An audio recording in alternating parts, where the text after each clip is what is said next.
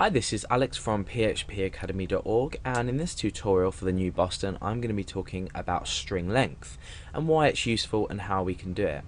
Now, as you know, we can create a variable with a string type which will automatically be created with us. So let's do that now. I'm going to create string, and then I'm going to call this or set this to the value of Alex. So we've got 4 characters in here. Now what we might want to do is we might want to find out how many characters are in this string. So we can go ahead and we can create a new variable, and I'm going to call this string length, and that is going to be equal to we need to call a function now to be able to grab the length of this string. So I'm going to say strlen, so short for string length, and then inside here we're going to take one parameter or one argument, and this is going to be the variable of the string that we want to count. So we want to count the specific amount of characters inside a string here. So I could in fact just supply this with an amount of characters. So I could say how many characters does this have? Okay, so now what we can do is down here we can echo out string underscore length. Now let's just preview that in our browser and see what happens. So you can see we've been returned with the result 35.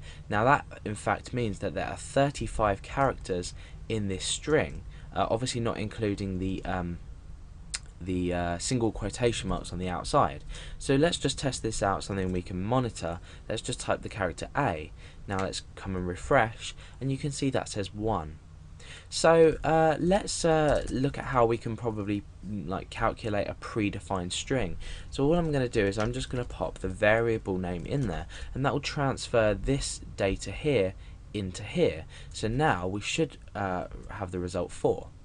Okay, so we've determined how to count a string length and then how to output the string length, but why would we want to do this?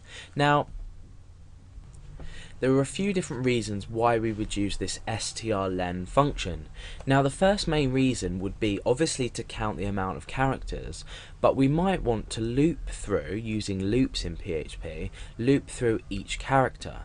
And the way we do this is we either use, I would personally use a for loop, but you could use a while loop, a do while loop, or a for loop. So let's say we were using a for loop to loop through. Now maybe I won't show you the example in this case because you may not have looked at for loops yet.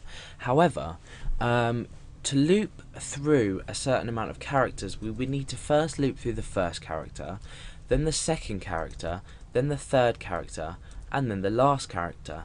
Now, how would we know when to end this loop? How would we know when we'd reach the end of a certain amount of characters? Well, the answer is absolutely simple. We would start at 1 and we would end at the string length, because in actual fact that if we were looping, we'd loop once, twice, 3 times and 4 times, and we'd end to loop through each character of this. Now let me just actually start up an example, because this is going to allow you to see it a lot better. So I'm going to say for, and I'm going to create a variable with the value 1. So if you haven't looked at for loops yet, go and have a look at that and you'll understand what's going on here. So for x equals 1, we're going to say while x is smaller than or equal to something. Now something here is going to be the length of the string, and after this we need to say x plus plus. We're incrementing each time. So the string length here needs to be determined. So now what we can just do is put string length straight into there. Now what happens when we echo our x? Let's just keep an eye on what happens. We can append a break to this as well. So let's go and refresh. You can see that we've got 1, 2, 3, 4 and 4. That's because we're already echoing that out there, so we can get rid of that. Okay, so we're echoing 1, 2, 3 and 4. So you can see that already we're counting through and we're only looping 4 times, because we've determined that the string length is there.